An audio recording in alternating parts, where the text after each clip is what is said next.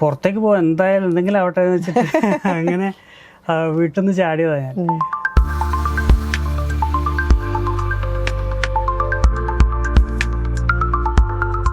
എല്ലാ രീതിയിലുള്ള പരിപാടികളും ചെയ്യും, എന്തും ഇവിടെ എടുക്കും.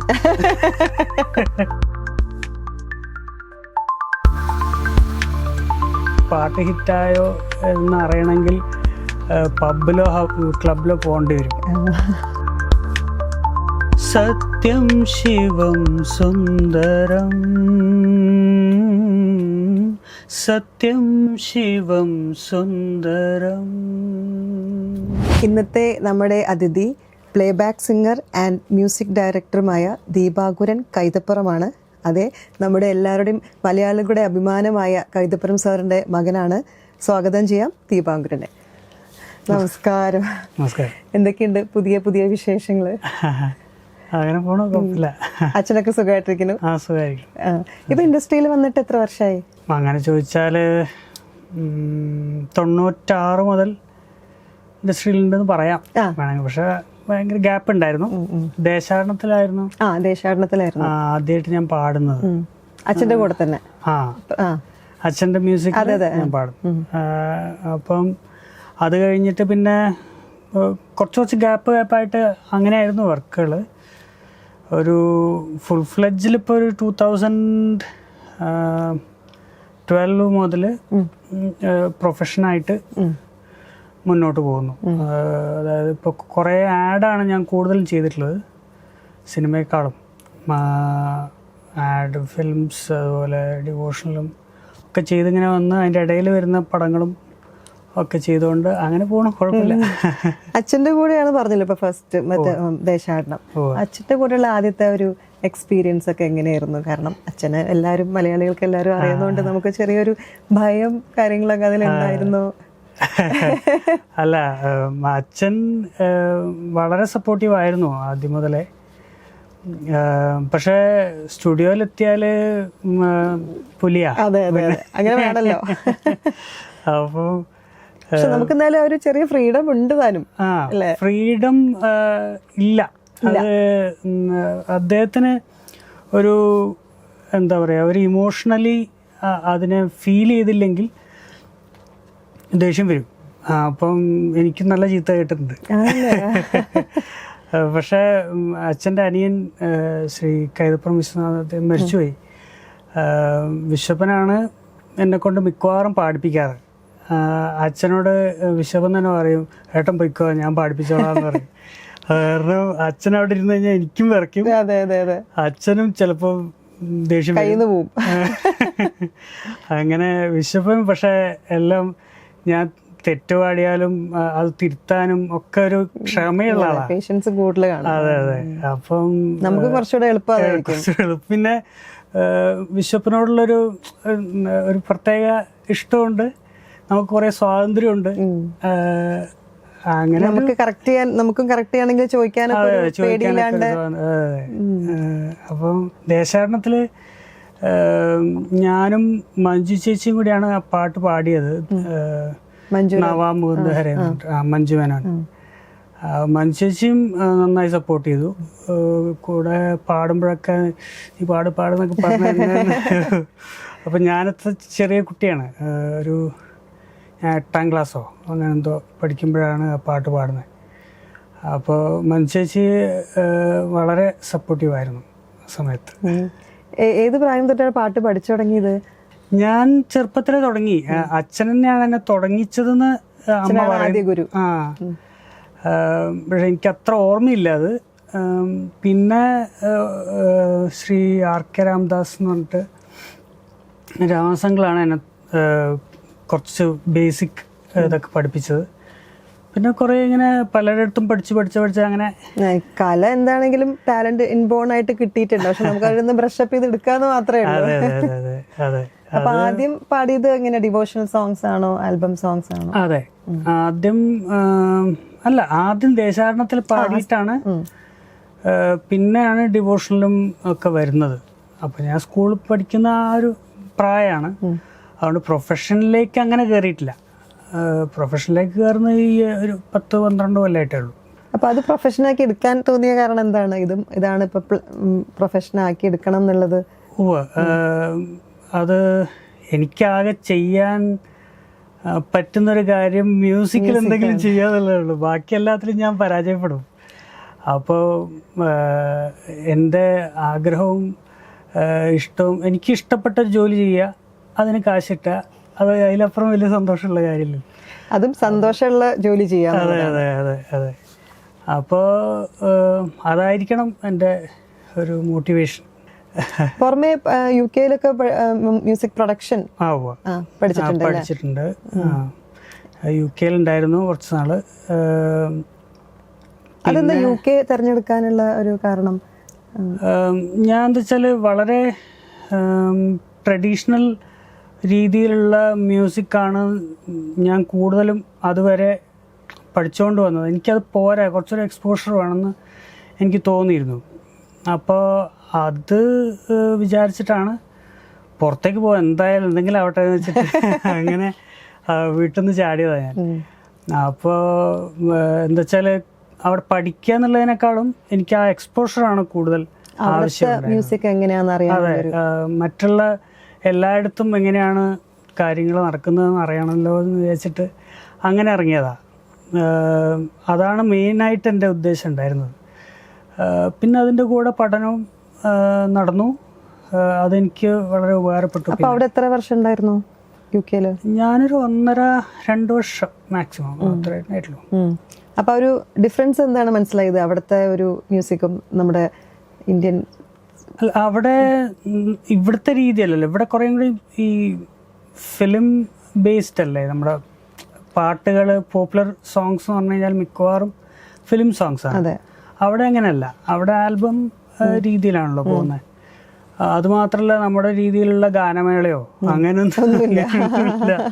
നമുക്കൊരു പാട്ട് ഹിറ്റായോ എന്ന് അറിയണമെങ്കിൽ പബ്ബിലോ ക്ലബിലോ പോകേണ്ടി വരും, അല്ലെങ്കിൽ നമുക്ക് അറിയാൻ നിവൃത്തിയില്ല. വേറെ ഈ ഓൺലൈൻ ഇതൊക്കെ പിന്നെയാണ് കുറച്ചും കൂടി, അതിന് മുന്നേ ഉള്ള സമയത്താണ് ഞാൻ അവിടെ ഉണ്ടായിരുന്നത്. ഒരു 2008 മുതൽ 10 വരെ സോഷ്യൽ മീഡിയ അത്ര ആയിട്ടില്ലാത്തൊരു സമയം. അതെ അതെ.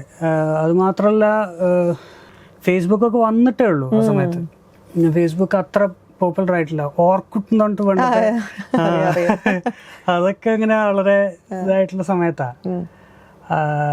ആ സമയത്ത് നമുക്ക് ഇതല്ലാതെ പിന്നെ വേറെ നിവൃത്തിയില്ല. നമുക്ക് എവിടെയെങ്കിലും പോയിട്ട് ഇപ്പോൾ ഒരു പബ്ബിലോ ഒക്കെ പോയി അവിടെ ഇരുന്ന് ഓരോ പാട്ടുകളുടെയും എന്താ പറയുക, അവിടുത്തെ ആൾക്കാരുടെ ഒരു റെസ്പോൺസ്, അതൊക്കെയാണ് നമുക്ക് മനസ്സിലാവുന്നത്. ഓ, ഈ പാട്ട് ഹിറ്റാണ് എന്നുള്ളത് നമുക്ക് മനസ്സിലാവുന്നത് അവിടെ നിന്നാണ്.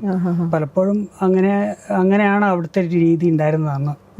ഇന്ന് എങ്ങനെയാണെന്ന് എനിക്ക് അത്ര കറക്റ്റായിട്ട് അറിയില്ല. പക്ഷെ ഇന്ന് കുറേയും കൂടിയും സോഷ്യൽ മീഡിയ ഒരു സപ്പോർട്ട് ഉള്ളത് കൊണ്ട് വേറെ രീതികളുണ്ടാവാം. സാധാരണ അവിടെയൊക്കെ പോയി കഴിഞ്ഞാൽ തിരിച്ചു വരണത് കുറച്ചൊരു ബുദ്ധിമുട്ടാണ്. ആൾക്കാർക്ക് അവിടെ സ്റ്റേ ബാക്ക് ചെയ്യും, സ്പെഷ്യലി സ്റ്റുഡൻസ് ആയിട്ട് പോകും. ഞാനൊരു കുറച്ചൊരു സോഷ്യൽ ആനിമലാണ്. ഒരു എന്താ പറയുക, മറ്റുള്ളവരുമായിട്ടുള്ളൊരു ഇപ്പം ഞാൻ അവിടെ താമസിച്ചിരുന്ന വീടിൻ്റെ ഓപ്പോസിറ്റുള്ള വീട്ടിൽ ആരാണ് താമസിക്കുന്നത് നമുക്കറിയില്ല. നാട്ടുകാരെന്ന് ഭയങ്കര അതെ അതെ. നാട്ടുകാരെന്ന് പറഞ്ഞിട്ടുള്ള പരിപാടിയൊന്നുമില്ല. നമ്മുടെ പച്ചപ്പും അതുകൊണ്ട് നല്ല തമാശയാ. ഞാൻ ഈ ഇവിടുന്ന് ലീഡ്സ് എന്ന് പറഞ്ഞ സ്ഥലത്തായിരുന്നു ഞാൻ ഉണ്ടായിരുന്നത്. ലീഡ്സിൽ നിന്ന് ലണ്ടനിലേക്ക് പോകണമെങ്കിൽ ഒരു 2-3 മണിക്കൂർ പോകണം ബസ്സിൽ. അപ്പോൾ ഈ പോക്ക് എന്ന് പറയുന്നത് ഇങ്ങനെ നമ്മൾ ആദ്യമായിട്ട് നമ്മൾ ട്രാവൽ ചെയ്യുമ്പോൾ നമുക്ക് നല്ല ഭംഗിയാണ്. കുറേ കടുകുപാടം എന്ന് പറഞ്ഞാൽ ഇങ്ങനെ കിലോമീറ്റർ കണക്കിന് കടുകുപാടം തന്നെ. അത് കഴിഞ്ഞ് കഴിഞ്ഞാൽ പിന്നെ ഒരു ചെറിയൊരു ടൗൺ വന്നു കഴിഞ്ഞാൽ എല്ലാ വീടുകളും ഒരേപോലെ നല്ല ഭംഗിയാണ് കാണാൻ. ഇതൊരു 2-3 പ്രാവശ്യമൊക്കെ ഓക്കെയാണ്. 4ാമത്തെ പ്രാവശ്യം ആകുമ്പോഴേക്കും ഇതിങ്ങനെ കണ്ടോണ്ടിരിക്കല്ലേ, ഇത് ഭയങ്കര ബോറടിയാണ്. അപ്പം നമ്മുടെ നാട്ടിലാണെങ്കിൽ ഒരു റേഷൻ കട കഴിഞ്ഞ് കഴിഞ്ഞാൽ ഒരു തെങ്ങ് കഴിഞ്ഞാൽ ഒരു മാവിന് പോലെ അങ്ങനെ പോകുമല്ലോ. പുറത്ത് ആരും ഉണ്ടാവൂല, ഇല്ല, ഒന്നും ഉണ്ടാവില്ല, ആരും ഉണ്ടാവില്ല, സൈലൻസ് ആണ്. അതെ അതെ അതെ. അതെനിക്കത്ര ഒരു ഇഷ്ടമല്ല. അപ്പം നമ്മുടെ നാട്ടിൽ അങ്ങനെയല്ല, നമുക്ക് പ്രഡിക്റ്റ് ചെയ്യാൻ പറ്റില്ല. അടുത്ത ഒരു 100 മീറ്ററിൽ എന്താ വരാൻ പോകുന്നത് നമുക്കറിയില്ല. അപ്പോൾ എനിക്ക് ആ ഒരു രീതിയാണ് ഇഷ്ടം. എനിക്കിപ്പോൾ അവിടെ നിൽക്കാനുള്ളൊരു താല്പര്യം എനിക്കുണ്ടായിട്ടില്ല. ഒരു ഇപ്പോൾ നമ്മളോട് നാട്ടുകാരോട് സംസാരിക്കുന്നതിൻ്റെ ഒരു സുഖമോ അല്ലെങ്കിൽ ഒരു ചായ കുടിക്കുന്നതിൻ്റെ സുഖം ഒരു, അതെ, അത് പിന്നെ ക്ലൈമറ്റും, അതെ, ക്ലൈമറ്റ് ഭയങ്കര തണുപ്പ് എന്ന് പറഞ്ഞാൽ തണുപ്പോട് തണുപ്പ്. സൂര്യനൊക്കെ വല്ലപ്പോഴാണ് അല്ലേ കാണുക. അതെ, അത് ഭയങ്കര ബുദ്ധിമുട്ടാണ്. അങ്ങനെ ചിലവർക്ക് ഭയങ്കര ഇഷ്ടമാണ്. ഈ ഒരു പ്രൈവസി ഇഷ്ടപ്പെടുന്നവർക്ക് അത് നല്ല സുഖമാണ്, നല്ല സ്ഥലമാണ്, ഒരു കുഴപ്പമില്ല. ഇപ്പോൾ പല കാര്യങ്ങളും ഉണ്ട് അവിടെ, ഗവൺമെൻറ്റിൻ്റെ സപ്പോർട്ടും ഉണ്ട്, എല്ലാം ഉണ്ട്. നല്ല സ്ഥലം, എന്താ പറയുക, ഒരാൾക്ക് പ്രൈവസി ആസ്വദിക്കുന്ന ഒരാൾക്ക് അവിടെ നിൽക്കാൻ വളരെ നല്ലതാണ്. പ്രത്യേകിച്ച് ഈ നല്ല തണുപ്പ് എന്ന് പറയുമ്പോൾ നമ്മുടെ തൊണ്ടയൊക്കെ ഇപ്പോൾ ഭയങ്കര ഡ്രൈ ആവില്ലേ? അങ്ങനെ പ്രശ്നമില്ല, ഇല്ല. ഹീറ്റർ ഉണ്ട് എല്ലായിടത്തും. ഉണ്ട്, അതൊക്കെ ഉണ്ട്. പിന്നെ അങ്ങനെ നമ്മുടെ ആരോഗ്യത്തിന് പ്രശ്നം ഉണ്ടാവുന്ന രീതിയിലുള്ള തണുപ്പൊന്നുമില്ല, അത് നമുക്ക് സഹിക്കാവുന്നതേ ഉള്ളൂ. പക്ഷേ നമ്മുടെ നാട്ടിലെ പോലെ ഇത്രയും എക്സ്ട്രീംലി ഒരു ഇതിലേക്ക് പോവില്ല. ഇപ്പം നമ്മൾ ഒരു കുറച്ചൊരു ചൂടാണെങ്കിൽ ചൂട്, പിന്നെ അത് കഴിഞ്ഞാൽ മഴ വരും, പിന്നെ തണുപ്പ് വരും, അങ്ങനെയുള്ളൊരു രീതി ഉണ്ടല്ലോ, അത് വേറൊരു രീതിയിലാണ് അവിടെ. എന്തോ എനിക്ക് അത്ര ഒരു, പിന്നെ എനിക്ക് തോന്നുന്നു സൈഡ് ബൈ ആയിട്ട് നമുക്ക് ഓരോ ജോലികളും ചെയ്യേണ്ടി വരും അതിന്റെ ഭാഗമായിട്ട്. ഞാനും പാർട്ട് ടൈം ഒക്കെ ചെയ്തിരുന്നു അവിടെ. അത് അവിടെ പോണ എല്ലാ സ്റ്റുഡൻസിന്റെ ഒരു, ഇവിടുന്ന് കാശ് അയച്ചിട്ട് അവിടെ ജീവിക്കാൻ ബുദ്ധിമുട്ടാണ്. അത് ഭയങ്കര പൈസക്കാരാണെങ്കിൽ കുഴപ്പമില്ല. ഈ കമ്പോസിങ്ങിലോട്ട് എപ്പോഴാണ് വന്നത്? മ്യൂസിക് കമ്പോസിങ് ഞാൻ ആദ്യം നമ്മുടെ ഫോർ ദ പീപ്പിളിൽ ഞാനൊരു പാട്ട് പാടിയിരുന്നു, ലോകാസമസ്ത. ഫോർ ദ പീപ്പിളിൻ്റെ ഒരു കന്നഡ വേർഷൻ ചെയ്യാൻ എൻ്റെ ഒരു കസിനാണ്, അതിൻ്റെ അസോസിയേറ്റ് ബ്ലസ്സി സാറായിരുന്നു, അസിസ്റ്റൻ്റായിട്ട് വർക്ക് ചെയ്തിട്ടുള്ള സന്തോഷ് എൻ്റെ കസിനാണ്, സന്തോഷ് മാട എന്ന് പറഞ്ഞിട്ട്. ഇപ്പോൾ 2 കൊല്ലം മുമ്പ് നാഷണൽ അവാർഡൊക്കെ കിട്ടി. അദ്ദേഹം ഡയറക്റ്റ് ചെയ്യുന്നൊരു പടം, ഈ ഫോർ ദ പീപ്പിളിൻ്റെ കന്നഡ വേർഷൻ. അപ്പോൾ അതിൽ ഒരു പാട്ടും കൂടി വേണമെന്ന് ഇങ്ങനെ പറഞ്ഞപ്പോൾ നീ ചെയ്ത് നോക്ക് എന്ന് പറഞ്ഞു എന്നോട്. വെറുതെ എനിക്ക് അന്നൊരു ചെറിയ, ഞാൻ PG പഠിക്കുന്ന സമയമോ അങ്ങനെ എന്തോ ആണ്, ഡിഗ്രി കഴിഞ്ഞ സമയത്താണ്. അപ്പോൾ നോക്കാം എന്ന് പറഞ്ഞിട്ട് ഞാനൊരു പാട്ട് ചെയ്തു. അതാണ് ആദ്യമായിട്ട് കമ്പോസ് ചെയ്തത്? അതാണ് ആദ്യമായിട്ട് ഞാൻ കമ്പോസ് ചെയ്തത്, കന്നഡ പാട്ടാ. അപ്പോൾ അത് കേട്ടു. പിന്നെ അച്ഛനെ അത് കേട്ടപ്പോൾ ഇഷ്ടമായി. ചിലപ്പോൾ അതുകൊണ്ടായിരിക്കണം അച്ഛൻ്റെ പടത്തിൽ എന്നെ ചൂസ് ചെയ്തു. അച്ഛൻ ഡയറക്റ്റ് ചെയ്യുന്ന പടം അതിപ്പോൾ ഇപ്പം ഇറങ്ങുന്നേ ഉള്ളൂ, നമ്മൾ കുറച്ച് വൈകി. അപ്പോൾ മഴവില്ലിനറ്റം വരെ എന്ന് പറഞ്ഞിട്ട് അതാണ് ഞാൻ ആദ്യമായിട്ട് ഒരു പടം ആയിട്ട് ചെയ്യുന്നത്. എൻ്റെ ആദ്യം ഇറങ്ങുന്ന പടം, അതായത് ബാക്ക്ഗ്രൗണ്ട് സ്കോറാണ് ഞാൻ ആദ്യമായിട്ട് ചെയ്യുന്നത്. ചെറിയൊരു പടം ചെയ്തിരുന്നു, ശലഭം എന്ന് പറഞ്ഞിട്ടൊരു പടം ചെയ്തിരുന്നു, സുരേഷ് പാലഞ്ചേരി എന്ന് പറഞ്ഞിട്ടൊരു ഡയറക്ടറുടെ. അത് കുറച്ചൊരു ക്ലാസ് രീതിയിലുള്ളൊരു പടമായിരുന്നു. ഈ അച്ഛൻ്റെ പടം കഴിഞ്ഞ് ഉടനെ ലിസമ്മയുടെ വീട് എന്ന് പറഞ്ഞൊരു പടം ശ്രീ ബാബു ജനാർദ്ദൻ എഴുതി സംവിധാനം ചെയ്തിട്ടുള്ള പടം. അതായത് അച്ഛനുറങ്ങാത്ത വീടിൻ്റെ സെക്കൻഡ് പാർട്ടായിട്ട് മീര ജാസ്മിനൊക്കെ ആയിട്ടുള്ള ഒരു പടം ഉണ്ടായിരുന്നു. അതാണ് ഞാൻ ബാക്ക്ഗ്രൗണ്ട് സ്കോർ ആദ്യമായിട്ട് ചെയ്യുന്നത് പടം. പാട്ടുകൾ എൻ്റെ ആദ്യം റിലീസാവുന്നത് ക്യാമൽ സഫാരി. അതായിരുന്നു പാട്ടുകൾ ചെയ്തിട്ട് ആദ്യം റിലീസാവുന്നത്. എനിക്ക് കമ്പോസിങ്ങിനോടായിരുന്നു കൂടുതൽ താല്പര്യം സിംഗിങ്ങിനേക്കാളും. എന്തോ ആ ക്രിയേറ്റീവ് ഒരു വർക്കിൻ്റെ ഒരു ഹൈ ഉണ്ടല്ലോ, അതെനിക്കിഷ്ടമാണ്. അതുകൊണ്ടാണ് ഞാൻ ഈ പ്രൊഫഷനിലേക്ക് കയറിയത്. എനിക്ക് വളരെ ഇഷ്ടപ്പെട്ട ഒരു പ്രൊഫഷനിലാണ് ഞാൻ നിൽക്കുന്നത്. അത് തന്നെയാണ് എല്ലാവർക്കും വേണ്ടത്. ഇപ്പൊ കമ്പോസിംഗ് എന്ന് പറയുമ്പോൾ ഫസ്റ്റ് എങ്ങനെയാ ഈ കമ്പോസിങ്ങിന്റെ നിങ്ങൾ ട്യൂണ് ആദ്യം മനസ്സിൽ വെച്ചിട്ടാണോ ലിറിക്സ്? മിക്കവാറും അങ്ങനെ ആയിരിക്കും. മിക്കവാറും ഇപ്പൊ ചെയ്യുന്ന ഒരുവിധം പാട്ടുകളൊക്കെ ട്യൂൺ ഇട്ടിട്ട് തന്നെയാണ് എഴുതുന്നത്. എഴുതി ചെയ്യുന്നതും ഉണ്ട്, പക്ഷെ വളരെ അപൂർവമാണ്. അപ്പൊ ആദ്യം മനസ്സിൽ വരുന്ന ട്യൂണാണ്. ആദ്യം എന്താ വെച്ചാൽ ഡയറക്ടർക്ക് ട്യൂൺ ഓക്കെ ആയി കഴിഞ്ഞിട്ടാണ് ലിറിക്സ് റൈറ്റർ വിളിക്കുന്നത്. എപ്പോഴും അങ്ങനെ ആയിരിക്കണം. അപ്പോൾ ആ പാട്ടിന് പറ്റിയൊരു റൈറ്ററെ ചൂസ് ചെയ്യുക സാധാരണഗതിയിൽ. ഞാൻ പക്ഷേ രണ്ടും ചെയ്യാറുണ്ട്. എഴുതി ചെയ്യുന്നതുകൊണ്ട് മൂഡനുസരിച്ചിട്ടെന്ന് മാത്രമല്ല, അതിൻ്റെ ഒരു ആവശ്യകത പാട്ടിൻ്റെ ഒരു ആ പടത്തിൽ എങ്ങനെയാണത് ഫിറ്റ് ആവുന്നത് എന്നുള്ളതനുസരിച്ചിട്ട് മാറ്റം വരാം. ഇപ്പോൾ മെഹഫിൽ എന്ന് പറഞ്ഞ പടം ഈ ഓഗസ്റ്റ് 8 ഇറങ്ങി. അതിലൊരു പാട്ട്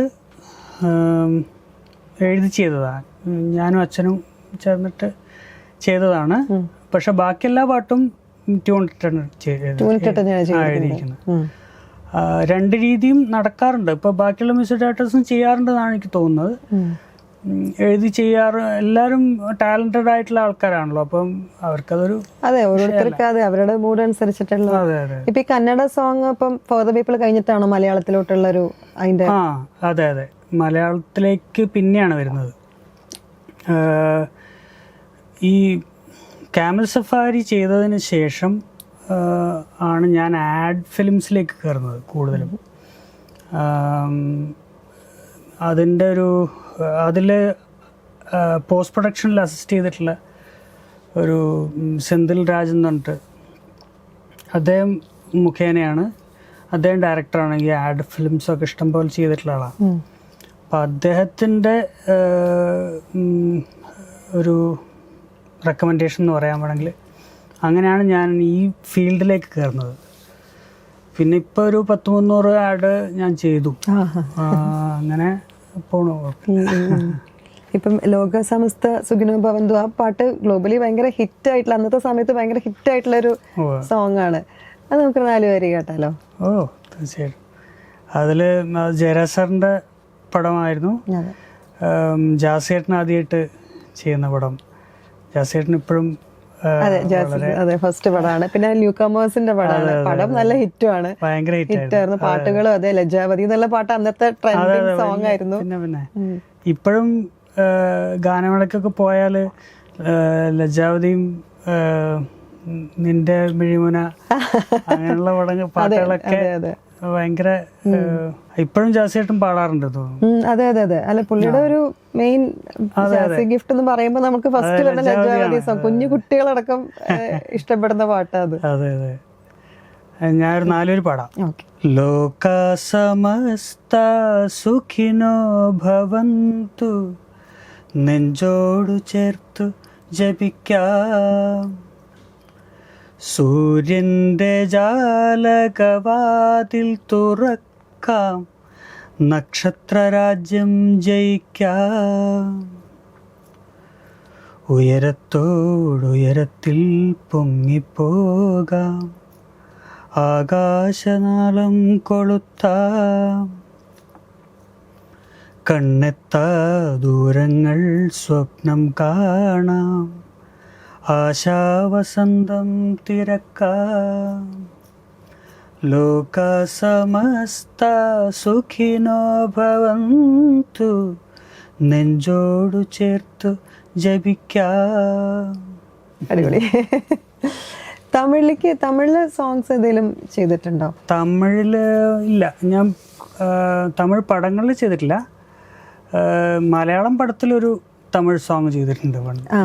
ഒരു രജനി എന്ന് പറഞ്ഞിട്ട് പടം, കാളിദാസ് ചേരാൻ ചെയ്തിട്ടുള്ള അഭിനയിച്ചിട്ടുള്ള പടമാണ്. 2 കൊല്ലം മുന്നെയാന്ന് തോന്നുന്നു, ഒരു കൊല്ലം. അതിലൊരു തമിഴ് പാട്ടാണ് ഉണ്ടായിരുന്നത്. അതുപോലെ പിന്നെ സത്യം ശിവം സുന്ദരം എന്നുള്ള സിനിമയില്. അതെ അതെ, അതും യാദൃച്ഛികമായിട്ട് കിട്ടിയിട്ടുള്ളൊരു പാട്ടായിരുന്നു. എന്താ വെച്ചാൽ അച്ഛൻ ആ പടത്തിലേക്ക് പാട്ട് എഴുതാൻ വേണ്ടിയിട്ട് ചെന്നൈ വന്നപ്പോൾ, ഞാൻ ചെന്നൈയിൽ പഠിക്കുന്നുണ്ട്. അപ്പം ഞാൻ അച്ഛനെ കാണാൻ റൂമിലേക്ക് പോയതാണ്.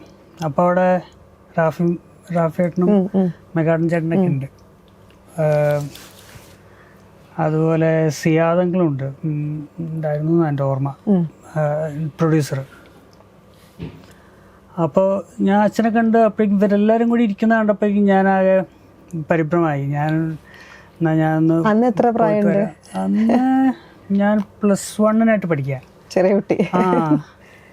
അപ്പോൾ ഞാനന്ന് അച്ഛനെ കണ്ടിട്ട്, അന്ന് നമുക്കൊക്കെ ഭയങ്കര ഇപ്പോൾ ഹോട്ടലിൽ പോയിട്ട് അവിടുന്ന് ഭക്ഷണം കഴിക്കുക അങ്ങനെയൊക്കെയുള്ള താല്പര്യങ്ങളാണ്. അപ്പൊ അതിന് വേണ്ടിയിട്ടാണ് അച്ഛൻ്റെ അടുത്ത്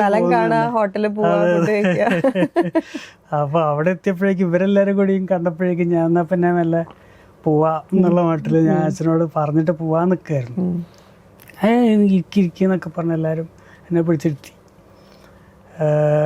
എന്നിട്ട് ഞാൻ അവിടുന്ന് എന്തോ ഒരു പാട്ട് പാടിയെന്നുണ്ടോ ഒരു ഓർമ്മ, പാടിപ്പിച്ചു അവിടുന്ന്. അച്ഛൻ സ്ഥിരം എന്നെ ആരെങ്കിലും വന്നു കഴിഞ്ഞാൽ എന്നെ കൊണ്ട് പാട്ട് പാടിക്കും. അത് നല്ലതൊരു കണക്കിന് പേടി മാറി കിട്ടും. അതെ അതെ, പക്ഷെ എനിക്ക് ഭയങ്കര ചമ്മലാണ്. ഞാൻ ഓടി രക്ഷപ്പെടും സാധാരണ. ഇതിപ്പോ ഒരു നിവൃത്തിയില്ല, ഞാൻ സിംഹക്കൂട്ടിൽ അകപ്പെട്ട പോലെ ഒരു അവസ്ഥ. അതെ, അങ്ങനെ ഞാനൊരു പാട്ട് പാടി എന്നാണ് എൻ്റെ ഓർമ്മ. അത് കഴിഞ്ഞ് ഞാൻ അവിടുന്ന് ഇറങ്ങാൻ നിൽക്കുമ്പോൾ മെക്കാട്ടൻ ചേട്ടൻ എൻ്റെ അടുത്ത് വന്ന് പറഞ്ഞു.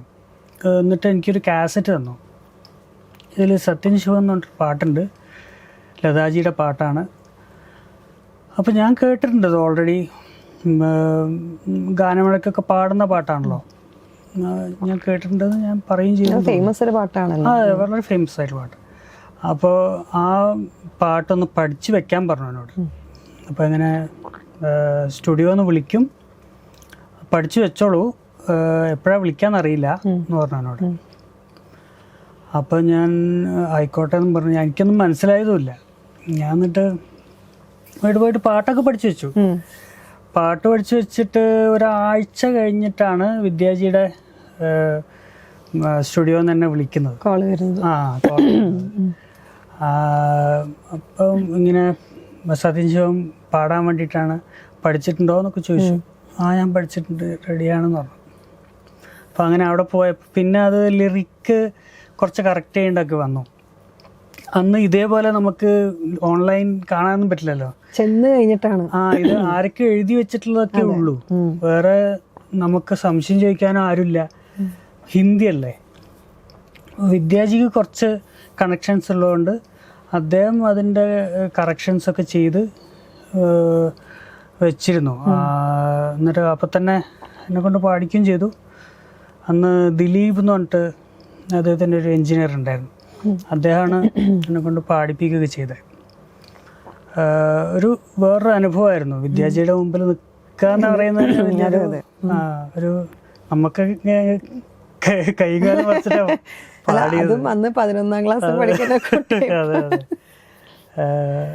ഒരു നല്ലൊരു അനുഭവമായിരുന്നു. നല്ലൊരു പാട്ട് വരുന്നത്. അത് ഓൾറെഡി ഓൾറെഡി പാടി വെച്ച പാട്ടാണ്. പക്ഷെ എന്നാലും അത് പിന്നെയും കേൾക്കുമ്പോ അതൊരു പാടാം. ഈശ്വര സത്യ ഹൈ, സത്യ ഹി ശിവ ഹൈ, शिव ही सुंदर है, जागो उठ कर देखो, जीवन जो तो जार है, सत्यम शिवम सुंदरम, सत्यम शिवम सुंदरम, सत्यम शिवम सुंदरम, സുന്ദരം ആ ആ സത്യം ശിവം സുന്ദരം. കഴിഞ്ഞോ? ഞാൻ പിന്നെ പാട്ട് വെച്ചിട്ട് നോക്കിക്കൊണ്ട്, കാരണം ആ പാട്ടൊക്കെ നമുക്ക് എത്ര കേട്ടാലും അല്ലേ മതി വരാത്ത പാട്ടുകളാണ്. ഞാൻ ഇതിപ്പം UK കാര്യം പെട്ടെന്ന് ആലോചിച്ചപ്പോഴാണ് ഈ ദീപാങ്കുരൻ എന്നുള്ള പേരുണ്ടല്ലോ, അത് ശരിക്കും പറഞ്ഞാൽ UK പോകുമ്പോൾ ഭയങ്കര ബുദ്ധിമുട്ടിട്ടുണ്ടാവുമല്ലോ അല്ലെ? UK ഇവിടെ തന്നെ ബുദ്ധിമുട്ടുണ്ട്. അത് അച്ഛൻ്റെ സെലക്ഷൻ ആയിരുന്നു ആ പേര്. അത് കഴിഞ്ഞ് ഞാൻ ഈ ഇപ്പോൾ സ്കൂളിലൊക്കെ പോയാലും ഈ ഞാൻ പല സ്കൂളുകളിലായിട്ട് പഠിച്ചിട്ടുണ്ട്. അപ്പോൾ ഈ പുതിയ പുതിയ മാഷുമാർ വരുമ്പോൾ എൻ്റെ പേര് ഫുൾ കൺഫ്യൂഷൻ ആക്കിയിട്ടേ അവർ പറയുള്ളൂ. ഒരാളും എൻ്റെ ഇന്ന് വരെ എൻ്റെ ആദ്യത്തെ കാഴ്ചയിൽ തന്നെ എൻ്റെ പേര് വൃത്തിയായിട്ട് വിളിക്കുന്നത് ആരും ഞാൻ കണ്ടിട്ടില്ല. അത് പല രീതിയിൽ കുഴച്ചു മറിക്കും. ചിലപ്പോൾ എൻ്റെ ഒരു ജെൻഡർ തന്നെ മാറ്റിക്കളു. ദീപ എൻ കുര്യൻ എന്നൊക്കെ ദീപ എൻ കുര്യനോ? ഉള്ളെല്ലാം മാറ്റി, എല്ലാം മൊത്തം മാറി. അത് അങ്ങനെയൊക്കെ പല രീതിയിലാണ് വിളിക്കുക. ഇന്ന് വരെ ആദ്യമായിട്ടത് വായിച്ചിട്ട് കൃത്യമായിട്ട് വായിക്കുന്ന ഒരാളെ ഞാൻ കണ്ടിട്ടില്ല. ഞാനും ചോദിച്ചിരുന്നത് കറക്റ്റ് ഇങ്ങനെ അത് UK പോകുമ്പോ. പക്ഷെ അവിടെ വേറൊരു ഗുണം എന്താ വെച്ചാല് ഫസ്റ്റ് നെയിം അവർ വിളിക്കില്ല, സെക്കൻഡ് നെയിമാ വിളിക്കുക. അപ്പോ എൻ്റെ ഇല്ലപ്പേര് കണ്ണാടി എന്നാണ്. അപ്പം മിസ്റ്റർ കണ്ണാടി വനാന്നാ വിളിക്കുക. അപ്പോ സെക്കൻഡ് പേര് അങ്ങനെ കൊടുത്തു. അപ്പൊ അത് അവിടെ അത്ര കുഴപ്പമുണ്ടായില്ല ശരിക്കും. അപ്പൊ അവരെന്താ വിളിച്ചോണ്ടിരുന്നത്? കണ്ണാടിന്നോ? കണ്ണാടി വേന, കണ്ണാടി വേനാന്ന്. ഇപ്പൊ ചിലപ്പോ ഇന്റർവ്യൂ പുറത്തു വിട്ട ആൾക്കാരെ കണ്ണാടി പേര് ഇപ്പൊ തന്നെ എനിക്ക് അങ്ങനെ പേരുണ്ട്, കണ്ണാടി എന്നുള്ള പേരുണ്ട്. അല്ല ചിലരൊക്കെ പേര് വളരെ കോമൺ ആണ്, ആ പേരിൽ തന്നെ ഉണ്ടല്ലോ. അതെ അതെ. ഈ പാസ്പോർട്ടിലൊക്കെ കാണുമ്പോ ഡി കണ്ണാടി മനാന്നാ കാണാം. ഫുൾ നെയിം ഉണ്ട്, പക്ഷെ ഇപ്പൊ ഈ ടിക്കറ്റ് ബുക്ക് ചെയ്യുമ്പോഴൊക്കെ നമുക്ക് കാണാൻ പറ്റും.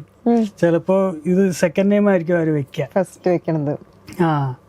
അപ്പൊ അങ്ങനെ അവിടുന്ന് വായിക്കുന്നവരൊക്കെ അങ്ങനെ തന്നെയല്ലേ വായിക്കുള്ളൂ. അതിപ്പോ പരിചയമായി. അതെ, പക്ഷെ കണ്ണാടി എന്ന് പറയുമ്പോ തന്നെ അവർക്ക് പ്രൊനൗൺസിയേഷൻ കിട്ടാറുണ്ടോ? ഇപ്പൊ പുറമെ UK ആൾക്കാർക്കൊക്കെ കുഴപ്പമില്ല അല്ലെ? അവരറിയുന്ന പോലെയൊക്കെ ഞാൻ പറയും കണ്ണാടി ഇതൊക്കെ. അതെ അതെ, വലിയ കുഴപ്പമില്ല. കണ്ണാടി ആവുമ്പോ കുറച്ചും കൂടി എളുപ്പമാണല്ലോ. മറ്റേത് പെട്ടു പോകും. അതെ അതെ. അല്ല പിന്നാലെ ദീപു പിന്നെ നമ്മൾ ഷോർട്ടായിട്ട് വിളിക്കണമെന്ന് പറഞ്ഞാൽ മതി. അറിയുന്നവരൊക്കെ ദീപു തന്നെയാണ്. കച്ചേരി ചെയ്തിട്ടുണ്ടോ? കച്ചേരി ചെയ്യാറുണ്ട്. അച്ഛൻ്റെ കൂടെ കുറേ കച്ചേരി ഞാൻ കൂടെ പോയിട്ടുണ്ട്. ഒരു 500-600 കച്ചേരികൾക്ക് അച്ഛൻ്റെ കൂടെ ഞാൻ ഇരുന്നിട്ടുണ്ട്. കേരളത്തിലുടനീളം പോയിട്ടുണ്ട്. മറ്റ് ഡൽഹി, ബോംബെ അങ്ങനെയുള്ള സ്ഥലങ്ങളിലൊക്കെ പോയിട്ടുണ്ട് കച്ചേരി ആയിട്ട് തന്നെ. പിന്നെ ഞാൻ ഒറ്റയ്ക്കും ചെയ്തിട്ടുണ്ട്. കൂടുതലും അച്ഛൻ്റെ കൂടെ പോയിട്ടുള്ളതാ. കുറേ ചെയ്തിട്ടുണ്ട്. സ്റ്റേജ് ഷോസ് ഒക്കെയോ? സ്റ്റേജ് ഷോ എല്ലാം ചെയ്യാറുണ്ട്. ഞാൻ ഗസൽ പരിപാടിയും ചെയ്യാറുണ്ട്. എല്ലാ രീതിയിലുള്ള പരിപാടികളും ചെയ്യും. എന്തും ഇവിടെ എടുക്കും. ഇപ്പൊ ഈ കമ്പോസ് ചെയ്യുമ്പം ഏതാണ് എളുപ്പമായിട്ട് കമ്പോസ് ചെയ്യാൻ തോന്നുന്നത്? ഇപ്പൊ ഒരു എന്താ പറയാ, ലവ് സോങ്സ് ആണോ അതോ അല്ലാണ്ട് വേറെ ജോണർ? അങ്ങനെ നമുക്ക് പറയാൻ പറ്റില്ല. കാരണം ഒരു നമ്മൾ എത്ര ടാലന്റഡ് ആണെന്ന് പറഞ്ഞാലും ഒരു ദൈവത്തിൻ്റെ ഒരു തൊടലില്ലാണ്ട് നമുക്ക് ഒരു കോമ്പസിഷൻ വരില്ല. അത് ഇപ്പോൾ എത്ര വലിയ ടാലൻറ്റഡ് ആയിട്ടും കാര്യമൊന്നുമില്ല. അത് അദ്ദേഹം തോന്നിപ്പിക്കാണ്ട് നമുക്ക് കിട്ടില്ല.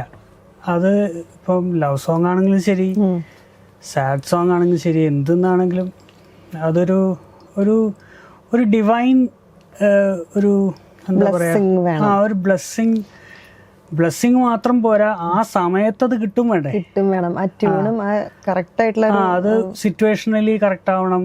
എല്ലാം കൊണ്ടും അത് റെഡി ആവണമെങ്കിൽ അതെങ്ങനെയാണ് വരുന്നതെന്ന് എനിക്കറിയില്ല. അത് ഞാനിങ്ങനെ ഒരു സംഭവമായിട്ട് പറയുന്നതല്ല, പക്ഷെ അതാണ് അതിൻ്റെ സത്യം. എല്ലാ കമ്പോസേഴ്സും ഈ ഇങ്ങനെ തന്നെ ആയിരിക്കും ചെയ്യുക. കാരണം ഒരു വേറൊരു പാട്ടിൽ നിന്ന് ലിഫ്റ്റ് ചെയ്തിട്ടുള്ള പാട്ടാണെങ്കിൽ അങ്ങനെ പറയാം. ഇല്ലെങ്കിൽ ക്രിയേറ്റീവ്ലി ആദ്യമായിട്ട് ഒരു പാട്ട് നമ്മൾ ചെയ്യാനിരിക്കുമ്പോൾ എന്തായാലും അങ്ങനെ ഒരു കൈയില്ലാതെ നമുക്ക് ചെയ്യാൻ പറ്റില്ല. അത് ഏത് പാട്ടാണെങ്കിലും കണക്കാ. ചിലവര് പറയും ട്രാവൽ ചെയ്യുമ്പോഴൊക്കെ ആയിരിക്കും ഒരു സോങ് കിട്ടുക. അതെ അതെ, യെസ് യെസ്. ഞാൻ ബൈക്ക് പോകുമ്പോഴൊക്കെ ചിലപ്പം കമ്പോസ് ചെയ്യാറുണ്ട്. എപ്പോഴാണ് നമുക്ക് ആ തോട്ട് വരിക നമുക്കറിയാം. അതൊരു ഭാഗ്യമാണ്, ഒരു ബ്ലെസ്സിങ് ആണ്. ഞാൻ കേട്ടിട്ടുണ്ട് ദേവരാജ മാസ്റ്റർ പറയും രാത്രി കിടക്കുമ്പോഴാണ് പുള്ളി ഇങ്ങനെ ട്യൂണ് മനസ്സിൽ വെക്കുക. രാവിലെ എണീച്ചിട്ട് അത് ആലോചിച്ച് വെക്കും, ആ ട്യൂണ് കിട്ടുന്നുണ്ടോന്ന്.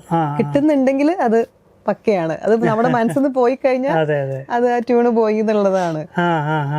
അപ്പൊ ഇന്ന് പക്ഷെ നമുക്ക് അത് പേടിയാ, അത്ര ധൈര്യം നമുക്കില്ല. നമ്മള് ഒരു ഐഡിയ കിട്ടിയ അപ്പൊ തന്നെ റെക്കോർഡ് ചെയ്തിടും, അല്ലെങ്കിൽ പോയാ പോയി. പിന്നെ ദേവരാജ മാഷ്കൊക്കെ അത് കുഴപ്പമുണ്ടാവില്ല, അദ്ദേഹത്തിന് ഓർമ്മയുണ്ടാവും. നമുക്കൊക്കെ അമ്മ നല്ല ക്രിട്ടിക്കാന്ന് കേട്ടിട്ടുണ്ട്. അമ്മ അച്ഛൻ്റെ പാട്ടുകള് എഴുതി കഴിഞ്ഞാൽ അച്ഛൻ അമ്മേനെ കേൾപ്പിക്കും. ഫസ്റ്റ് അമ്മേനെ കേൾപ്പിക്കാം. അവിടുന്ന് എഴുതുകയാണെങ്കിൽ മിക്കവാറും വീട്ടിൽ നിന്നായിരിക്കും ഇപ്പം എഴുതുന്നത്. അപ്പം ഇപ്പം മാത്രമല്ല, പലതും ദേശാടനം മുതൽക്ക് അച്ഛൻ മ്യൂസിക് ചെയ്യുന്ന പടങ്ങളൊക്കെ വീട്ടിൽ തന്നെയാണ് ചെയ്തിട്ടുള്ളത്. അപ്പോൾ അമ്മേനെ ആദ്യം കേൾപ്പിക്കുക. അപ്പം അമ്മ അതിന് റെസ്പോണ്ട് ചെയ്യുന്നത് എങ്ങനെയാണെന്ന് അച്ഛൻ ശ്രദ്ധിക്കാറുണ്ട്. അമ്മയ്ക്ക് ഇഷ്ടപ്പെട്ടാൽ അത് ജനങ്ങൾക്ക് ഇഷ്ടപ്പെടും എന്നുള്ളൊരു വിശ്വാസം അച്ഛനുണ്ട്. അത് സത്യമാണ്, കുറേയൊക്കെ അത് സത്യമായിട്ട് തന്നെ നടന്നിട്ടുമുണ്ട്. ഈ കളിവീടൊക്കെ കമ്പോസ് ചെയ്തിട്ട് എഴുതി കഴിഞ്ഞിട്ട് അമ്മേനെ കേൾപ്പിച്ചപ്പോൾ അമ്മയ്ക്ക് കണ്ണ് നിറയുന്നുണ്ടായിരുന്നു. അപ്പോൾ അത് എന്നാ പിന്നെ ഇത് ഓക്കെയാണ് എന്നുള്ളൊരു അത് ഉള്ളതാണ്. അത് ഭയങ്കര ഒരു സപ്പോർട്ടാണ് സത്യം പറഞ്ഞിട്ടുണ്ടെങ്കിൽ.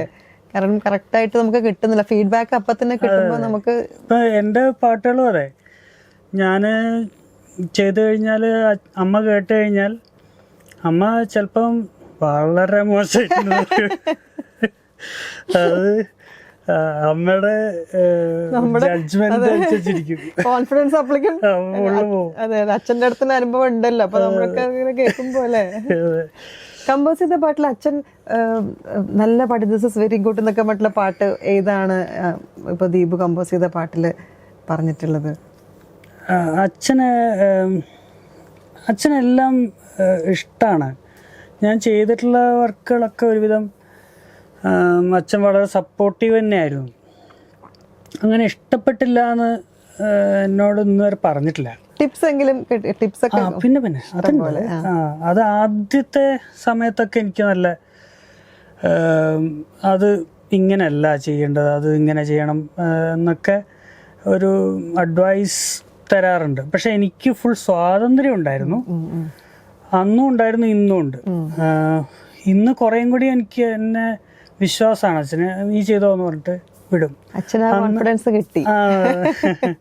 അയ്യോ, അത് ദൈവാനുഗ്രഹമാണ്. അല്ല, അന്നൊക്കെ അച്ഛനത് ഞാൻ തുടങ്ങുമ്പോൾ ഒരു കൺഫ്യൂഷൻ ചിലപ്പോഴൊക്കെ ഉണ്ടാവാറുണ്ട്. ഒരു കോമ്പോസിഷൻ എന്ന് പറയുമ്പോൾ അതിനൊരു ഒരു ഒരു വൃത്തി വേണമല്ലോ, ഒരു ചതുരം വേണം. അപ്പോൾ അത്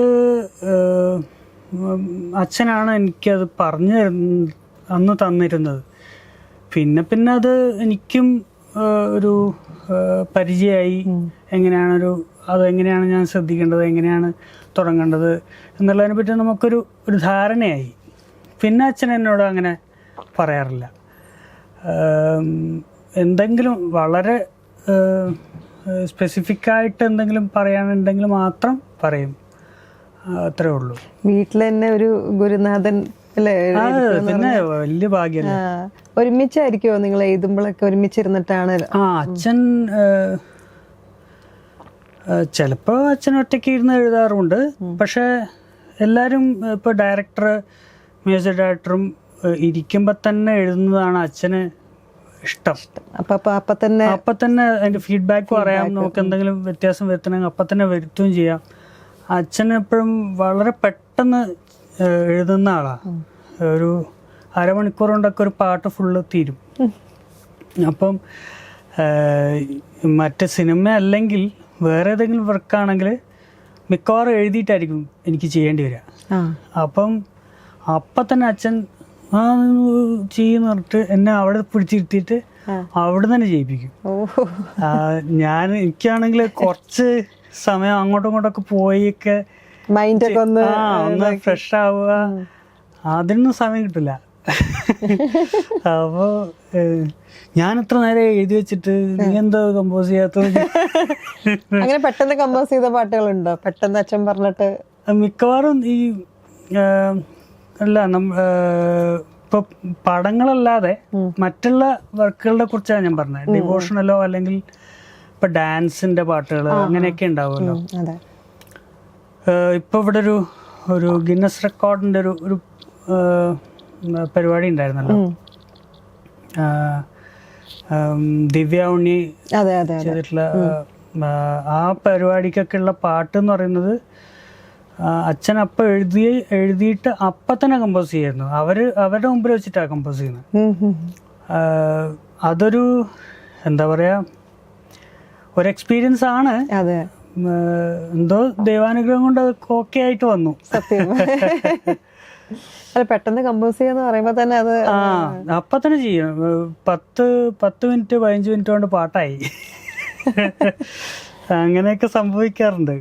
അച്ഛന്റെ പാട്ടുകൾ എനിക്കിഷ്ടമുള്ളതൊക്കെ പലതും ഇങ്ങനെ കഥ പറഞ്ഞു പോണ പോലത്തെ പാട്ടുകളാണ്. എന്തിന് വേറൊരു സൂര്യോദയം, ആദ്യമായി നാളെന്നൊക്കെ പറയണത്. പിന്നെ അച്ഛന്റെ കമ്പോസിംഗിൽ ഇഷ്ടപ്പെട്ട രാഗത്തിലുള്ള പാട്ട് ഏതാണ്? അച്ഛന്റെ കമ്പോസിംഗില് ഇഷ്ടം പോലെ ഉണ്ട്. അങ്ങനെ ചോദിക്കാൻ തന്നെ പാടില്ല. പക്ഷെ എന്നാലും ഞാൻ പെട്ടെന്ന് ഓർമ്മ വരുന്ന പാട്ട് ദേശാടനം വല്ലതും ആയിരിക്കും. ദേശാടനത്തിലുള്ള പാട്ടുകൾ. അതെ, എനിക്കെന്തോ ഈ ജാനകിക്കുട്ടിയിലെ ഒരു പാട്ടുണ്ടല്ലോ,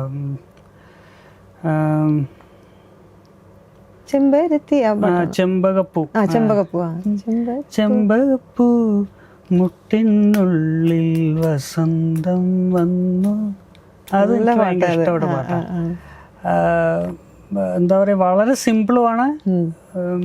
അതിലെ എല്ലാ പാട്ടുകളും അതെ നല്ല നല്ല പാട്ടുകളുള്ള. നമുക്കൊക്കെ എനിക്കൊക്കെ പെട്ടെന്ന് കേൾക്കുമ്പോ കളി വീട് ഇറങ്ങിയില്ല, അതൊക്കെ നമുക്ക് ഭയങ്കര ഇമോഷണലി. എനിക്കത് കൂടുതൽ പ്രാവശ്യം കേട്ടത് കൊണ്ടാണോന്ന് അറിയില്ല, അതിനേക്കാളും എനിക്ക് ഇതിനോട് കുറച്ചും കൂടി പ്ലസന്റ് ആണല്ലോ. എനിക്ക് പ്ലസന്റ് ആയിട്ടുള്ള പാട്ടുകളോടാണ് കൂടുതൽ ഇഷ്ടം, താല്പര്യം. കുറച്ച് ഗൗരവം ഉള്ള പാട്ടുകളെക്കാളും പ്ലസന്റ് ആയിട്ടുള്ള ജോൺസൺ മാഷ പാട്ടുകള്, അങ്ങനെയുള്ള പാട്ടുകളാണ് കൂടുതൽ ഇഷ്ടം. അതുകൊണ്ട് ആയിരിക്കും ചിലപ്പോൾ. പിന്നെ കളിവീട് കുറേയും കൂടിയും കൂടുതൽ ആൾക്കാർ കേട്ടിട്ടുള്ള പാട്ടുകൾ. അതെ അതെ അതെ, അത് പക്ഷെ എത്ര കേട്ടാലും അത് ഇമോഷണലി ഒരു അറ്റാച്ച്ഡ് ആയിട്ടുള്ള ഒരു പാട്ടാണത്. പിന്നെ ഇപ്പൊ 3 തലമുറകൾ ഉള്ള ഒരു സംഗീത കുടുംബത്തിലുള്ള ആൾക്കാർ ആണല്ലോ. ഇപ്പം എക്സാമ്പിൾ പറയുകയാണെങ്കിൽ ഇപ്പം ഈ ഒരു ഇന്റർവ്യൂവിൽ പറയാതിരിക്കാൻ വയ്യ നമ്മുടെ മുത്തച്ഛന്റെ കാര്യം, ശ്രീ ഉണ്ണികൃഷ്ണൻ നമ്പൂതിരി. എനിക്ക് പേഴ്സണലി സത്യം പറഞ്ഞാൽ ഫേവറേറ്റ് ആയിരുന്നു. എനിക്ക് കാണുന്നത് ഭയങ്കര ആഗ്രഹമുള്ളൊരു വ്യക്തിയായിരുന്നു. മുത്തച്ഛൻ്റെ അടുത്തുള്ള ഓർമ്മകളൊക്കെ എന്തൊക്കെയാണ്? ഞാന് ഈ ഹൈസ്കൂള് നാട്ടിലായിരുന്നു. അപ്പം എൻ്റെ ഗാർഡിയൻസ് എന്ന് പറയുന്നത് എൻ്റെ അമ്മാവനും അമ്മായി ഒക്കെ ആയിരുന്നു. ബോദാസ് എന്നാണ് അദ്ദേഹത്തിൻ്റെ പേര്, ഹിന്ദുമായും.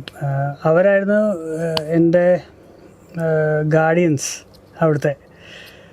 അപ്പോൾ അവിടെ മുത്തശ്ശനുണ്ട്, മുത്തശ്ശിയുണ്ട്. അപ്പം മുത്തശ്ശനോട് അന്നത്തെ പ്രായമായതുകൊണ്ട് ഇങ്ങനെ നമ്മളൊരു ഭയങ്കര ദേഷ്യവും അങ്ങനെയുള്ളൊരു ടൈം ഉണ്ടല്ലോ. ഈ എന്താ പറയാ, ഒരു ടീനേജ് ഒരു ജഗപൊക സമയത്ത്. അപ്പം മുത്തശ്ശനോട് മിക്കവാറും നമ്മൾ ദേഷ്യപ്പെടുക വെച്ച് കഴിഞ്ഞാൽ മുത്തശ്ശൻ അന്ന് ഈ ബീഡി വലിക്കലൊക്കെ ഉണ്ടായിരുന്നു. പിന്നെ നിർത്തി. ബീഡി വാങ്ങിച്ചോണ്ടിരാ. മുത്തശ്ശൻ ഭയങ്കര കോമഡിയാണോ? എനിക്ക് മുത്തശ്ശനെ കുറിച്ച് പെട്ടെന്ന് വരുമ്പോ കല്യാണരാമൻ മറക്കാൻ പറ്റില്ല. ഞാൻ എപ്പോഴും മുത്തശ്ശന്റെ കൂടെ കിടക്കാം. പണ്ട് മുതലേ ഇനി എത്ര തിരക്കുണ്ടെങ്കിലും എന്റെ കാര്യത്തില് പ്രശ്നമില്ല. മുത്തശ്ശന്റെ കൂടെ കിടക്ക. മുത്തശ്ശന്റെ ഓരോ ഈ ചില പരിപാടികൾക്കുണ്ട്. രാവിലെ എണീച്ച് കഴിഞ്ഞാൽ ഇങ്ങനെ മുട്ട് കുത്തിയിട്ട് ഇങ്ങനെ ഇങ്ങനെ കിടക്കും. മുട്ടിങ്ങനെ മടക്കിയിട്ട് ഇങ്ങനെ ചുരുണ്ടിങ്ങനെ കിടക്കും. അപ്പം എനിക്കും അത് ഭയങ്കര ഞാനും അതേപോലെ അപ്പോൾ അങ്ങനെ കുറേ ഓർമ്മകളുണ്ട് മുത്തശ്ശൻ്റെ. നല്ല ഒരു പിന്നെ മുത്തശ്ശൻ നമ്മൾ ചെറുതാവുമ്പോൾ ഇപ്പം എവിടെയെങ്കിലും ട്രെയിനിനൊക്കെ പോകുമ്പോഴോ അല്ലെങ്കിലൊക്കെ ഇവിടെ ഒരു പിടുത്തം പിടിക്കും. അനങ്ങാൻ പറ്റില്ല പിന്നെ നമുക്ക്. ഇത് ഒറ്റ പിടുത്തം പിടിച്ചു കഴിഞ്ഞാല് പിന്നെ നമുക്ക് അനങ്ങാൻ പറ്റില്ല. സാധാരണ നമ്മൾ കൈ ഇവിടെ അല്ലേ പിടിക്കുക, മുത്തശ്ശൻ അങ്ങനെയല്ല പിടിക്കും, ഇവിടെ പിടിക്കും. ഇവിടെ പിടിച്ചിട്ട് പിന്നെ നമുക്ക് നടക്കാൻ മുത്തശ്ശന്റെ കൂടെ നടക്കാൻ പറ്റൂ. അത് നമ്മളെങ്ങോട്ടോ ഓടിപ്പോണ്ടെന്നും ഒക്കെ വിചാരിച്ചിട്ടാണ് മുത്തശ്ശൻ അങ്ങനെ പിടിക്കുന്നത്. നമുക്കാണെങ്കിൽ ഇതിങ്ങനെ കിടക്കല്ലേ, മുത്തശ്ശനിങ്ങനെ പിടിക്കുമ്പോൾ ഞാൻ എൻ്റെ കൈ ഇങ്ങനെ കിടക്കുക. അത് നടക്കാനും പറ്റൂല. മുത്തശ്ശൻ ഇത് വിട് എന്നൊക്കെ പറയാ, മിണ്ടാണ്ടിരുന്നോ. എന്തെങ്കിലും ഹെൽത്ത് ടിപ്സ് ഒക്കെ തന്നിട്ടുണ്ടോ? ഇങ്ങനെ ഇന്ന ഭക്ഷണം കഴിക്കണം, ഇന്ന എക്സസൈസ്. കാരണം മുത്തശ്ശന്റെ അന്നും മുതൽക്ക് ഇന്ന് വരെ നമ്മൾ കാണുന്നത് വേറെ ആള് ടിപ്പ് ടോപ്പ് ആയിട്ട് എല്ലാം അങ്ങനെയുള്ള അദ്ദേഹം ഉപദേശിക്കുന്ന ഒരാളെന്നല്ല. അദ്ദേഹത്തിൻ്റെ ലൈഫ് സ്റ്റൈൽ കണ്ടിട്ട് നമ്മൾ പഠിക്കണം എന്ന് ഞാൻ പറയാം. കാരണം അത് ഒരു 94 വയസ്സിലോ ാണ് അദ്ദേഹം പോകുന്നത്. അതിനും അത്രയും ഒരു 2 കൊല്ലം വരെ മുമ്പ് വരെ വളരെ ഹെൽത്തി ആയിരുന്നു. ഒരു പ്രശ്നമില്ല. ഒരു ഓപ്പറേഷൻ കഴിഞ്ഞു, അത് കഴിഞ്ഞിട്ട് കുറച്ചായിട്ട് ഇങ്ങനെ വയ്യാണ്ടായി, അങ്ങനെ പോയതാണ്. അതുവരെ വളരെ ഹെൽത്തി ആയിരുന്നു, എനർജറ്റിക് ആയിരുന്നു. എല്ലാ പരിപാടികൾക്കും ഭയങ്കര വലിയ മനുഷ്യനാണ്. അല്ല, അദ്ദേഹത്തിൻ്റെ പിന്നോട്ട് നോക്കിയാൽ കുറേ കാര്യങ്ങളുണ്ട്. ഈ AKGയും അദ്ദേഹം തമ്മിലുള്ള ബന്ധം, നായനാർ സാറ്, അങ്ങനെ കുറേ പേര് വളരെ അടുത്ത സുഹൃത്താണ്. എനിക്കിപ്പോഴും ഓർമ്മയുണ്ട്, പിണറായി സാറ് ഇല്ലത്ത് വന്നിട്ട് മുത്തശ്ശനോട് സംസാരിക്കുന്നതൊക്കെ ഞാൻ കണ്ടിട്ടുണ്ട്. അദ്ദേഹം ആ സമയത്ത് മന്ത്രി ആവുന്നതിന് മുന്നേ ആണെന്ന് തോന്നുന്നു, ആ ഒരു ഇലക്ഷൻ്റെ സമയത്തായിട്ടാണ് അദ്ദേഹം അവിടെ വന്ന് സംസാരിക്കുന്നതൊക്കെ എനിക്ക് ഓർമ്മയുണ്ട്.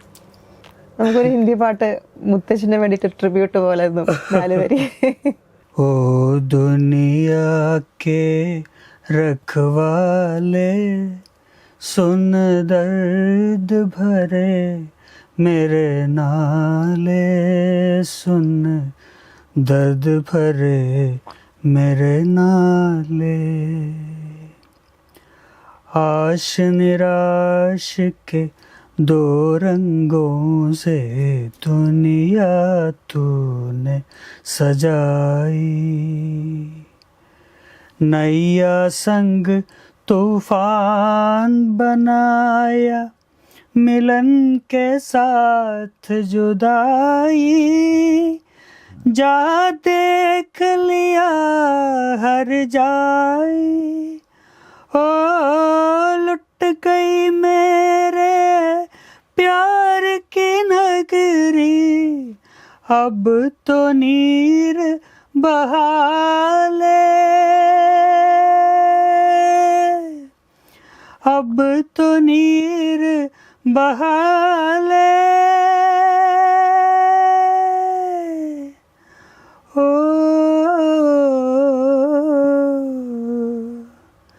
अब तो नीर बहाले, ओ दुनिया के रखवाले सुन दर्द भरे मेरे नाले सुन दर्द भरे मेरे नाले. അടിപൊളി. മുത്തശ്ശന് ഭയങ്കര ഇഷ്ടമായിരുന്നു ഈ പാട്ട്. മുത്തശ്ശന് ഹിന്ദി പാട്ടുകൾ കേൾക്കാൻ ഭയങ്കര ഇഷ്ടമാണ്. എന്നെ കൊണ്ട് പാടിപ്പിക്കുകയും ചെയ്യും. അവൻ പാടും എന്നൊക്കെ പറഞ്ഞു. മുത്തശ്ശനും പാടും അല്ലേ? മുത്തശ്ശനും പാടും അത്യാവശ്യം. പാട്ടും അഭിനയും എല്ലാം. ആ ഒരു ഹാർമോണിയൊക്കെ വായിക്കും ചെറുതായിട്ടൊക്കെ. അത് ശരിയാ. ഒരു ഭയങ്കര ആസ്വാദകനായിരുന്നു. അതെ അതെ. ഫാമിലിയെ കുറിച്ചിട്ട് ഒന്നും പറഞ്ഞിട്ടില്ല? ഫാമിലി, എൻ്റെ വൈഫ് ദേവി ശരണ്യ. അവളിപ്പോ IT ഫീൽഡിലാണ് വർക്ക് ചെയ്യുന്നത്. പക്ഷെ പാട്ടും പാടും. അയാള് സ്റ്റേറ്റ് യൂത്ത് ഫെസ്റ്റിവലിലൊക്കെ A ഗ്രേഡ് കിട്ടിയിട്ടുള്ള പാർട്ടിയാണ്. അയാള് കഥകളി സംഗീതം ആണ് കൂടുതലും എന്താ പറയുക സ്പെഷ്യലൈസ് ചെയ്തിരിക്കുന്നത്. അത്യാവശ്യം കഥകളിക്കൊക്കെ പോയി പാടുന്ന ആളാണ്. പിന്നെ ഇപ്പൊ ഒരു മെഹഫിലൊരു പാട്ട് പാടി. പ്ലേ ബാക്കിംഗ് സ്റ്റാർട്ട് ചെയ്ത് തുടങ്ങി. ഞാൻ എൻ്റെ ആഡിലൊക്കെ ഇടയ്ക്ക് പാടിപ്പിക്കാറുണ്ട്. അങ്ങനെ അങ്ങനെ. പക്ഷെ പാട്ടിനോട് ഭയങ്കര ഇഷ്ടമുള്ള, അതിലേക്ക് കയറാൻ ഭയങ്കര ഇഷ്ടമുള്ള ആളാണ്. അതുപോലെ പിന്നെ എനിക്ക് മോൻ ദേവാങ്ക്, അയാൾ ചെറിയ 10 വയസ്സായിട്ടുള്ളൂ. അവനും പാടും കുറച്ചൊക്കെ. പാട്ട് പഠിച്ചു തുടങ്ങിയോ? ആരാണ് ഗുരു? ഞാൻ തന്നെ. കാരണം നല്ല വികൃതിയാ. അല്ല അപ്പൊ ഇരിക്കില്ലല്ലോ അങ്ങനെയാണെങ്കിൽ. അച്ഛൻ്റെ കൂടെ എൻ്റെ അടുത്ത് ഞാൻ ഓൺലൈൻ പഠിപ്പിക്കും. ഞാൻ അപ്പുറത്തെ റൂമിലിരുന്നിട്ടിരിക്കും. ഇപ്പുറത്തെ ഞാൻ വേറെ കുട്ടികളുണ്ടല്ലോ, അപ്പൊ എല്ലാരും കൂടെ ഇന്ന് ഇരിക്കട്ടെ എന്ന് വിചാരിക്കും. അപ്പൊ പിന്നെ അധികം പ്രശ്നം ഉണ്ടാക്കൂല. വേറെ കുട്ടികൾ കൂടെ ഉള്ളതുകൊണ്ട് അപ്പൊ അവനൊരു റൂമില് അമ്മയും അവനും കൂടി ഇരിക്കും, ഞാനിപ്പുറത്തുനിന്ന് ക്ലാസ് എടുക്കും. അപ്പൊ മിണ്ടാതിരുന്ന കേട്ടോളും. അപ്പൊ പാടിക്കോളും. വലിയ കുഴപ്പമില്ല. പാട്ടല്ലാണ്ട് വേറെ ഏതാ ഹോബീസ് എന്തെങ്കിലും ഉണ്ടോ? ഇല്ല എന്ന് തന്നെ പറയാം. കളികളൊക്കെ നമ്മള് ഇപ്പൊ ക്രിക്കറ്റൊക്കെ കളിക്കും. പക്ഷെ മിക്കവാറും പാട്ട് ബേസ്ഡ് തന്നെ ആയിരിക്കും, അല്ലെങ്കിൽ ഫിലിം ബേസ്ഡ്, അങ്ങനെയൊക്കെയുള്ള ഹോബീസ് തന്നെയാണ് കൂടുതലും. കുറച്ച് അന്ന് പണ്ടൊക്കെ വായിച്ചിരുന്നു. ഇപ്പൊ വായിക്കാനുള്ളൊരു സമയം കിട്ടുന്നില്ല. ഹോബീസ് എന്ന് പറയുന്നത് പാട്ട് കേൾക്കുക. നമ്മളെപ്പോഴും ഇപ്പോൾ ആ ട്രെൻഡിൻ്റെ കൂടെ നിൽക്കണമെങ്കിൽ നമുക്ക് കേട്ടല്ലേ പറ്റൂ. അപ്പോൾ അതെപ്പോഴും ഉണ്ട്. ഡ്രീം പ്രോജക്റ്റ് എങ്ങനെ മനസ്സിലാക്കി എന്തെങ്കിലും ഉണ്ടോ? ഇന്നാളുടെ കൂടെ വർക്ക് ചെയ്യണം എന്ന് അങ്ങനെ എന്തെങ്കിലുമൊക്കെ? ഡ്രീം പ്രൊജക്റ്റ് എന്ന് പറഞ്ഞിട്ട് അങ്ങനെയൊന്നുമില്ല എനിക്ക്. പക്ഷെ മറ്റുള്ള ഭാഷകളിലേക്ക് കയറണം എന്നുണ്ട്, ശ്രമിക്കുന്നു. തമിഴ്, തെലുങ്ക് എല്ലാം? അതെ, ഞാനിങ്ങനെ ട്രൈ ചെയ്യുന്നുണ്ട്. അറിയില്ല, അങ്ങനൊരു അവസരത്തിന് വേണ്ടി കാത്തുന്നു. പ്ലേലിസ്റ്റിലുള്ള പാട്ടുകൾ ഏത് തരത്തിലുള്ള പാട്ടുകളാണ്? ഇപ്പോൾ ഗസൽസ് ആണോ അതോ അച്ഛൻ്റെ പാട്ടുകളാണോ? അല്ലെങ്കിൽ ഇപ്പം എല്ലാ ജോണേഴ്സും എനിക്കിഷ്ടമാണ്. ഗസൽസ് ആണ് കൂടുതൽ കേൾക്കുന്നതും ഒക്കെ ഇഷ്ടപ്പെടുന്നത്, കേൾക്കാൻ ഇഷ്ടപ്പെടുന്നത് കൂടുതൽ ഗസൽസ് ആണ്. കാരണം കൂടുതൽ ലൈറ്റ് മ്യൂസിക്കുമായിട്ട് ബന്ധപ്പെടുന്നത് ഗസലുമാണ് കൂടുതലും. കാരണം പിന്നെ അതിൻ്റെ ഇംപ്രവൈസേഷൻ, അതിനെയൊക്കെ എങ്ങനെയൊക്കെ കൊണ്ടുപോകുന്നു ആ ഗായകൻ എന്നുള്ളത് ഭയങ്കര ഒരു ത്രില്ലിങ് എക്സ്പീരിയൻസ് എന്ന് പറയാം. ചിലപ്പോൾ നമ്മൾ ഈ ആ ഇമോഷനിൽ പെട്ടുപോയിട്ട് കരഞ്ഞൊക്കെ പോകും. അപ്പൊ സ്ട്രെസ് ഒക്കെ ഉള്ള സമയത്ത് ഗസലൊക്കെ കേൾക്കുമ്പോൾ ഭയങ്കര റിലാക്സ് ആവുമോ അതോ ഇമോഷണലി ഒന്നുകൂടെ ഡൗൺ ആവുമോ? അങ്ങനെയില്ല, അല്ല ഇമോഷണലി ഈ നമ്മൾ കണ്ണിന്ന് വെള്ളം വരിക എന്ന് പറയുന്നത് സന്തോഷത്തിൻ്റെ കണ്ണുനീരാണ്. കമ്പോസിഷൻ കേട്ടിട്ടുള്ള അങ്ങനെയൊക്കെ ചിന്തിച്ചല്ലോന്നോ അല്ലെങ്കിൽ അങ്ങനെയൊക്കെ പാടാൻ പറ്റുന്നുണ്ടല്ലോന്നോ അങ്ങനെയൊക്കെ ആയിരിക്കും നമ്മൾ അത് ആലോചിച്ചിട്ട് നമുക്ക് ഇമോഷൻ വരുന്നതാണ്. അച്ഛൻ്റെ ഒക്കെ മൈൻഡ് ഭയങ്കര ഷാർപ്പ് ആൻഡ് പവർഫുൾ ആണ്. അതുകൊണ്ടാണല്ലോ അച്ഛന് പേടി എന്ന് പറഞ്ഞ സാധനം എനിക്ക് തോന്നുന്നില്ല. അങ്ങനെ തന്നെ വേണം ശരിക്കും പറഞ്ഞു കഴിഞ്ഞിട്ടുണ്ടെങ്കിൽ. മൈൻഡ് ഡൗൺ ആയി കഴിഞ്ഞിട്ടുണ്ടെങ്കിൽ പിന്നെ എല്ലാം പോയല്ലോ. മ്യൂസിക് തെറാപ്പി എങ്ങനെയാണ് ഇപ്പം അത് അച്ഛനത് തുടങ്ങിയിട്ടൊരു 10-25 വർഷമായി. അന്ന് നമ്മൾ കേരളത്തിലുള്ള ഒട്ടുമിക്ക ഹോസ്പിറ്റലുകളിലും പോയിട്ട് ചെയ്തിട്ടുണ്ട്. അതും ആദ്യത്തെ ഒരു സെഷൻ മാത്രമാണ് നമ്മളൊരു പ്രൈവറ്റ് ഹോസ്പിറ്റലിൽ ചെയ്തിട്ടുള്ളത്. പിന്നൊക്കെ പബ്ലിക് ജനറൽ ഹോസ്പിറ്റലുകളിലും മെൻ്റൽ ഹോസ്പിറ്റലുകൾ അങ്ങനെയുള്ള സ്ഥലങ്ങളിലൊക്കെയാണ് പെയിൻ ആൻഡ് പാലിറ്റീവ് അങ്ങനെയുള്ള നമ്മൾ പൈസയൊന്നും വാങ്ങാതെയാണ് പോയി ചെയ്യുന്നത്. അന്നൊക്കെ ഇപ്പോൾ ഒരു പരിപാടി ഇപ്പോൾ ഒരു സ്ഥലത്തുണ്ടെങ്കിൽ ആ സ്ഥലത്തുള്ള ജനറൽ ഹോസ്പിറ്റലിൽ രാവിലെ അവിടെ പോയിട്ട് പാടിയിട്ട് ആ പക്കമേളക്കാരും നമ്മളെ കൂടെ വരും. ഇപ്പോൾ ഗാനമേളയാണെങ്കിൽ ഗാനമേള അല്ലെങ്കിൽ കച്ചേരിയാണെങ്കിൽ കച്ചേരി ഏത് രീതിയാണെങ്കിലും അപ്പോൾ അവിടെ ആദ്യം പോയിട്ട് കുറച്ച് നേരം പാടിയിട്ട് വരും. അങ്ങനെയൊക്കെ പതിവുണ്ടായിരുന്നു. നമ്മൾ വൈകുന്നേരം മറ്റ് പരിപാടികളിലേക്ക് കിടക്കും. അപ്പോൾ അതൊരു എനിക്കും ഭയങ്കര ഒരു എക്സ്പീരിയൻസ് ആയിരുന്നു. പലയിടത്തും ഞാൻ പോയിട്ടുണ്ട്. നമ്മൾ കുതിരവട്ടത്ത് ഒരു 25 ആഴ്ചയോ 26 ആഴ്ചയായിട്ടാണ് നമ്മൾ അവിടെ ചെയ്തിരുന്നു. എല്ലാ ആഴ്ചയും നമ്മൾ പോകും. അങ്ങനെ അത് കോർട്ട് ഓർഡറോട് കൂടിയിട്ടാണ് അങ്ങനെ പോയിരുന്നത്. അത് അവർക്ക് ഭയങ്കര ഗുണമുണ്ടായി എന്ന് അവിടുന്ന് നമുക്ക് റെസ്പോൺസ് വന്നിരുന്നു. അതൊക്കെ ഒരു എന്താ പറയുക ഒരു വലിയൊരു സന്തോഷമുള്ള കാര്യമാണ്. നമ്മളെ കൊണ്ട് എന്തെങ്കിലും സമൂഹത്തിന് ഉപകാരപ്പെടുന്നുണ്ടല്ലോ എന്നുള്ളൊരു സന്തോഷം അതിലുണ്ട്. സത്യം. അല്ല മ്യൂസിക്കിനൊരു വലിയൊരു ഘടകം തന്നെയാണത്. കാരണം ICUലുള്ള പേഷ്യന്റ് പോലും അതെ കുറച്ച് ചെറിയ ഇപ്പോൾ നമ്മളെ പുട്ടവർത്തിയിൽ ഞാൻ കണ്ടിട്ടില്ല. പുട്ടവർത്തിയിൽ ഈ ഓപ്പറേഷൻ തിയേറ്ററിൽ വരെ ഉണ്ടെന്ന് എനിക്ക് തോന്നുന്നു. എന്താ വെച്ചാൽ ചെറിയതായിട്ട് ഭജൻസ് കേൾക്കാം.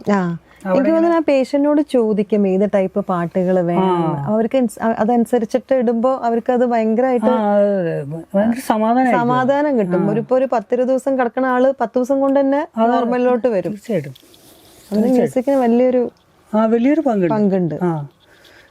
അവിടുത്തെ ഞാൻ അവിടെ ഇങ്ങനെ വളരെ ചെറിയ കുട്ടിയാകുമ്പോഴാണ് ഞാൻ പോയത് അവിടെ. പക്ഷെ എനിക്കിപ്പോഴും ഓർമ്മയുണ്ട്. ചെറിയ സ്പീക്കർ വെച്ച് ചെറിയതായിട്ട് നമുക്കിങ്ങനെ കേൾക്കാം. അപ്പം നമ്മൾ സംസാരിക്കുന്നതൊക്കെ നമ്മൾ സാധാരണ പോലെ കേൾക്കാം. പക്ഷെ മുകളിലിങ്ങനെ ഭജൻസ് പോകുന്നുണ്ട്. അത് വേറെ അനുഭവമാണ്. സത്യം. ഒരു ഹോസ്പിറ്റലിൽ പോകുമ്പോൾ പ്രത്യേകിച്ച് നമ്മളാകെ ഭയപ്പെട്ടിട്ടൊക്കെ പോകുന്നതല്ലേ എപ്പോഴും. അപ്പോൾ ഇങ്ങനെ ഒരു ചെറിയൊരു സമാധാനം മൈൻഡ് ഡൈവേർട്ട് ആവും. ഭയങ്കര സുഖമുള്ള കാര്യമാണ്, സന്തോഷമുള്ള കാര്യമാണ്. അതെ. അച്ഛൻ പാടിയ പാട്ടിൽ പെട്ടെന്ന് ഒരു പാട്ട് പാടാൻ പറഞ്ഞിട്ടുണ്ടെങ്കിൽ കുറച്ച് പഴയ പാട്ടായിക്കോട്ടെ, ഒരു 4 വരി ഇഷ്ടമുള്ള പാട്ട്. എത്രയോ പാട്ടുകളുണ്ട്.